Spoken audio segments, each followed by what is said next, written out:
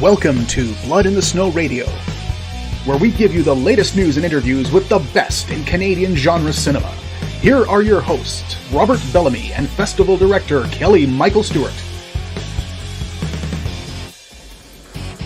Blood in the Snow 2023 continues. I've got a repeat guest, which is awesome. I'll get you guys to introduce yourselves. Sure, I'm Robert Cuffley, the director and composer of tonight's film, Romi. Excellent. I'm Linda Niner, one of the producers of Romi, that's playing tonight as well. Excellent. And yeah, this is a big jump from Penny Whistle for you. Yeah, it's my sixth movie, so I've done the jump, but this is more important to me because it's my second horror.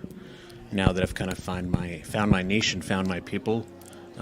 So yeah, I'd be lying if I said I wasn't excited. I actually am. Yeah. Well, I just meant topic-wise too, because before it was the right. Yeah. So we did a short 3 years ago on an iPhone 6, and I did it because I was teaching some university kids, and they were whining about, I can't do a short because we don't have the blah blah blah blah blah blah, the red whatever. I don't follow all that stuff. And I said, you guys, you have cell phones. Like, come on. Like, I grew up in prehistoric times and with Super 8 film, and I had to wait a month to even see if the footage was exposed properly. And that didn't stop me. So how can a cell phone stop you from experimenting when editing is free, music is free, if you've got something like GarageBand? And so anyways, I think we lucked out a bit. The writer, Susie Maloney, I'm not sure if you remember her, but we hit on this AI thing. She hit on it more than me, and the timing was really good, and then we got the movie funded. Excellent. Yeah, this is a beautiful topic. Yeah. And it was nicely put together. Thank you. Just the story elements itself. Because the first thing you got to do is you got to get the person in the house. Mm-hmm. And the idea of this hit and run with, a congressperson or like a political person going, I can't have you around me. Right? Who's your own mother? Yeah, yeah. Yeah, there was I should get the names, but the thing in the States where those parents were paying off colleges to get their kids in, and they were kind of illustrious, powerful people, that gave me the idea, and I pitched it to Susie. Like, what if someone to get her to dust this problem under the rug gets her put into this house? Because you need someone to go into the haunted house and, for one reason or another, be trapped inside. Yeah. And so that was the method through which we did that. And excellent. Now, being a producer, what was it about the script that you said, yeah, we have to do this. I have to be part of this? Well, honestly, because it's so topical. And I'd known Robert for a few years, and we've been talking about, me coming on board to produce. And thinking about AI just in general, and then the vulnerability that we all have with it, whether you're trapped in a house, whether you're in your car, or whether, Siri starts speaking to you. Mm-hmm. That is what really intrigued me about the whole thing, that this could happen to anyone, especially now that it's growing so exponentially. Yep. Like yesterday, we were just talking on the phone, and today I can FaceTime, to Australia. So it's so topical. And then bringing it really inside into such a small space where Maddie, is so tiny, and she doesn't know what is happening to her, and we don't know all of the time. And that really intrigued me a lot. Yeah, well, like you said, this whole AI and the automations of homes. I went to my buddy's house, and he's like, Google Lights, and the lights came on. It's like, no, I would never. I've seen too many horror movies.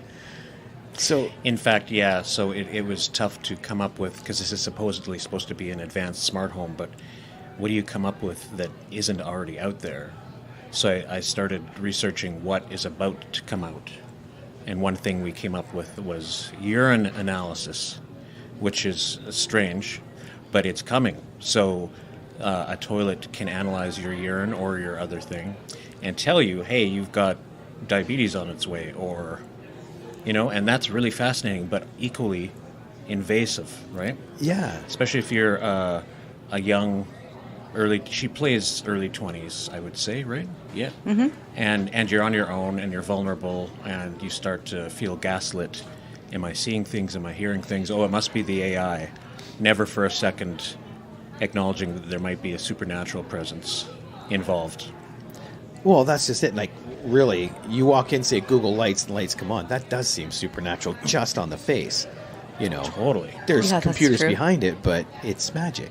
And I think with my kids, like, they grow up and this is normal. And sometimes I just have to pull them aside and say, guys, listen, this is not normal. You're talking on a phone that bounces stuff off of satellites just so you can reach someone else. Like, you have to appreciate the before to understand the before you can appreciate the after. But of course, they grow up with it, so it's commonplace. Well, like Jeff Goldblum said, you're standing on the shoulders of the people that came before you, and you don't realize what they've done. Right. Is that The Fly? No, actually, Jurassic Park. Jurassic Park, okay. Yeah. That's a very profound film for being fiction. But Yeah. it is. Yeah, it is. Is it fiction? No, I'm just kidding. Well, How yes. long will How it be long? fiction? Exactly. Just a sidebar, I'm big on the psychology of special effects, and I love how he made all of those believable, and how, in particular, I read a lot of films through my kids' reactions, and they've watched that first one probably 10 or 11 times, and the sequels, it's just like, meh.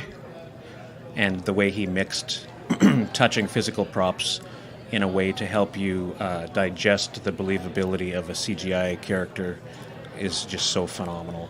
Oh, So, absolutely. And that's Spielberg. He's going to go places. that was I'm watching for him. Yes. Yeah, just trust me. Give it a few years. He's supposed to be here tonight. Yeah, I think so. Yeah.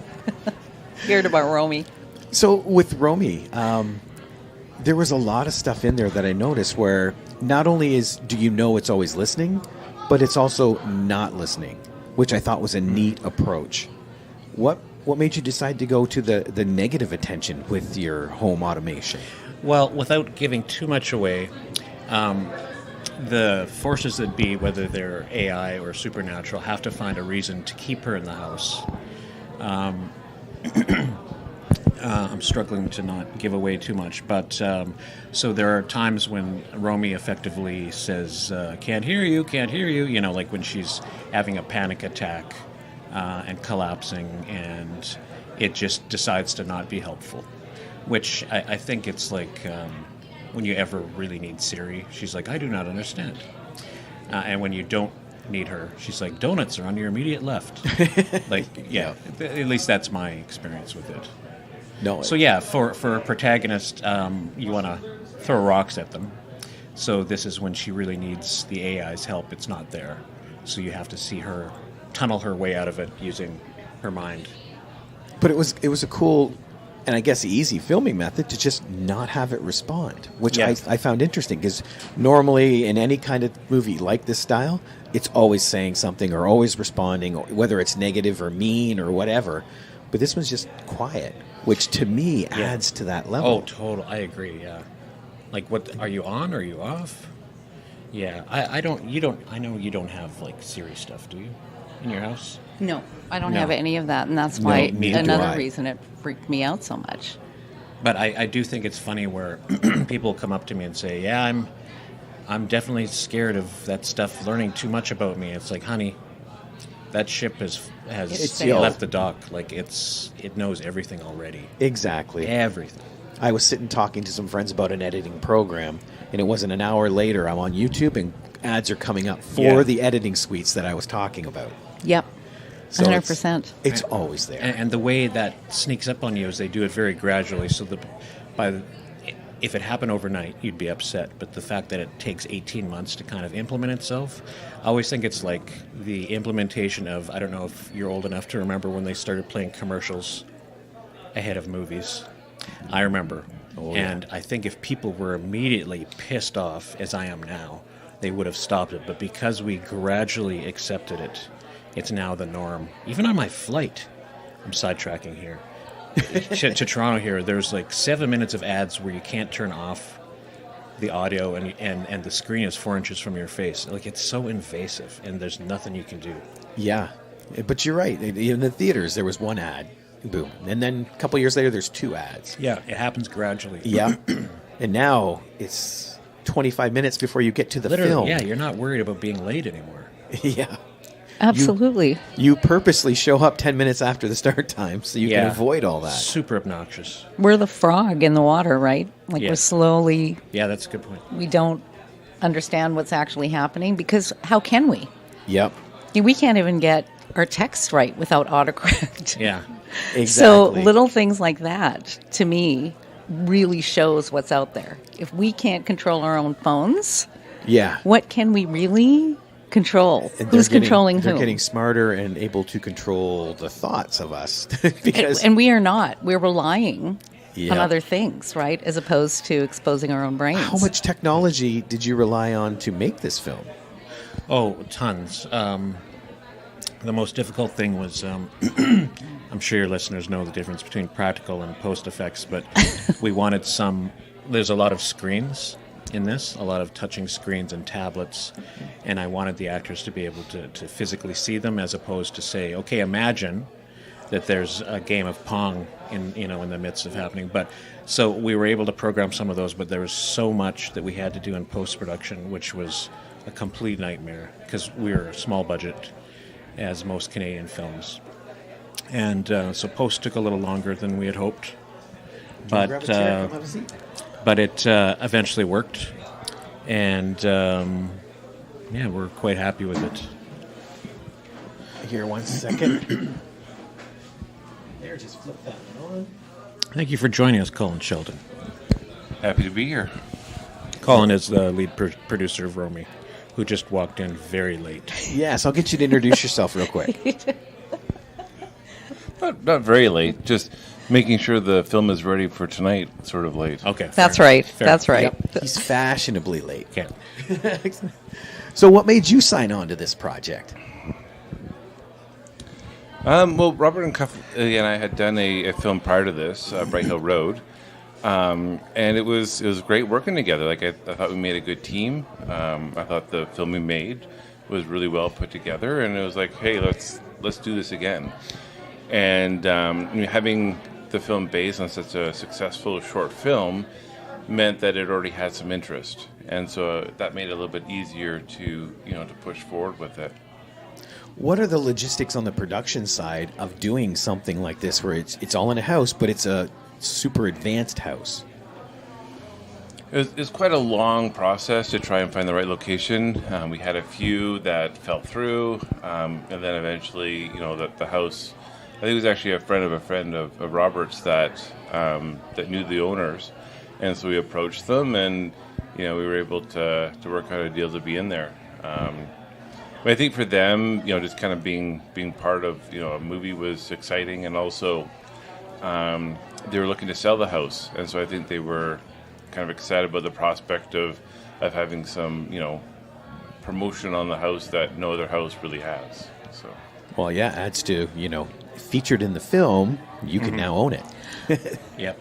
Well, and also regarding the house itself, we were lucky in a sense that it was staged. Like the house looked like that. They already had all of those things inside the house. Oh, that's so excellent. The other two houses falling through was a blessing, in disguise. When we actually found that, it's like, we do not have to stage this. It's set up. Because the house was gorgeous.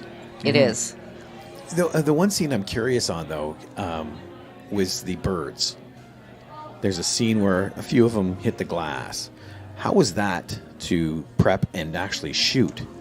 Well, we felt bad that we had to, hurt those birds. That's not true. Don't say that. So that's something I'm kind of relatively new at, but I'm experienced enough to know that trying to do that with props is an exercise. It's like peeing in the wind. It's just going to take forever. And so we briefly thought about projecting fake birds a la David Letterman shooting T-shirts into the air with one of those T-shirt cannons. And then we decided, because this was shot in 12 days, so we had to move like grease lightning. 12 days? Yeah. Wow. Decided to do it in post, which meant Alexa had to react to something that wasn't there, which as an actor I'm sure sucks, but she did very well. And I got to admit, Thank it's goodness. probably safer for glass, too, if you start Yeah. firing stuff against glass. Yeah, even birds at a high enough, they can crack it for sure. So yeah, and there's something so I've always thought delicate about birds, especially songbirds. I've got a soft spot for them, and just seeing that there's like a graveyard of them when you wake up the next morning is like such a bummer.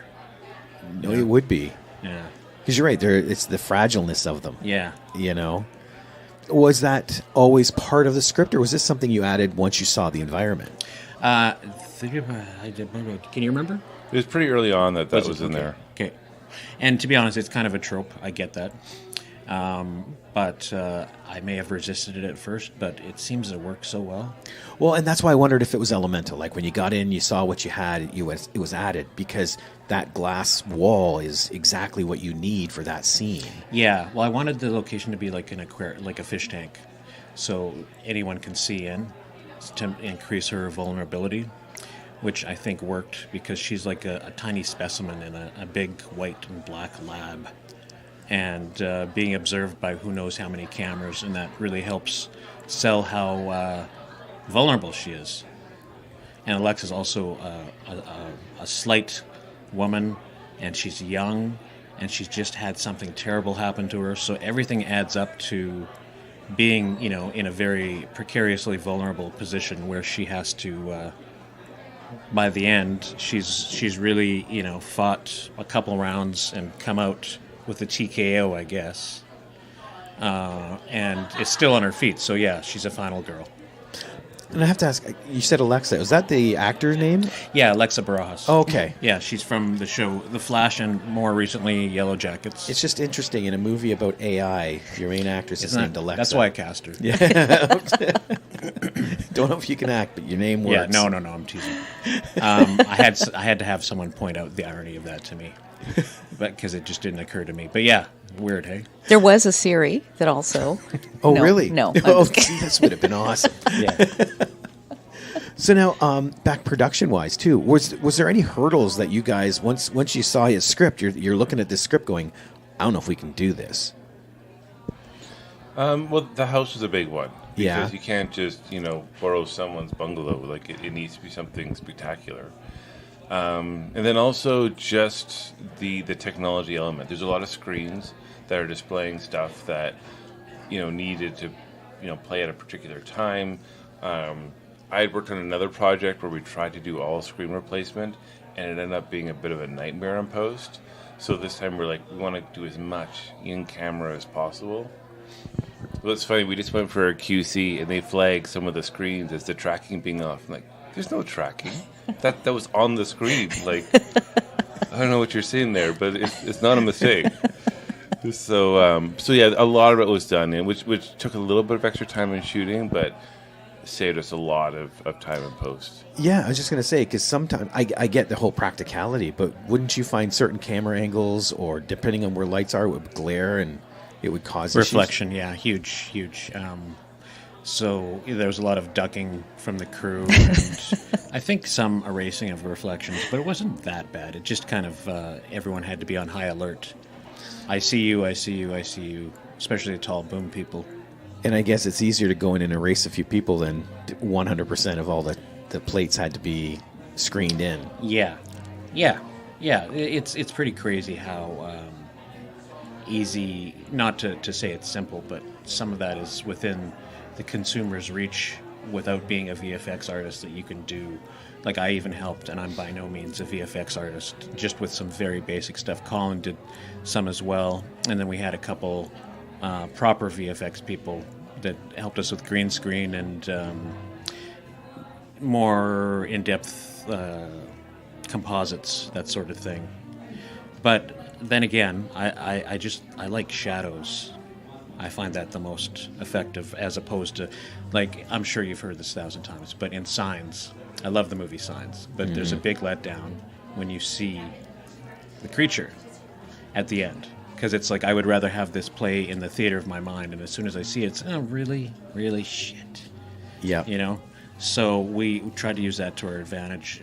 Shadows, noises in the night, all play with more effectiveness than seeing a lumbering ghost crawl out to you, And that can work, like in The Ring or something, but it's just not the approach we wanted. And that's exactly what happens here, because like you said, you don't know if it's on, it's off, you can't see it.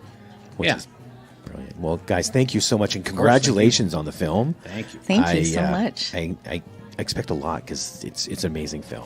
Oh, thanks very much. And we're excited to show it, right? We're really Absolutely. excited to show it. We're excited to be here. Thanks so much for having Thanks us. for Deadly Grounds for this delicious coffee. Right? And for the milk alternative. Yay. Anytime you guys want to come back on the show, please let me know. Okay, what about this afternoon? Yes. We can I'll just pencil stay. you in. Yeah, well, let's just stay. Alrighty. Okay, thank you very much. Thank you. You got it. Thanks.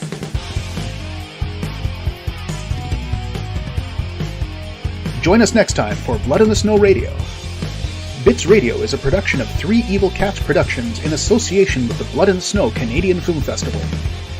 For more information and to listen to other episodes, visit bloodinthesnow.ca and tweet us at BitsFilmFest.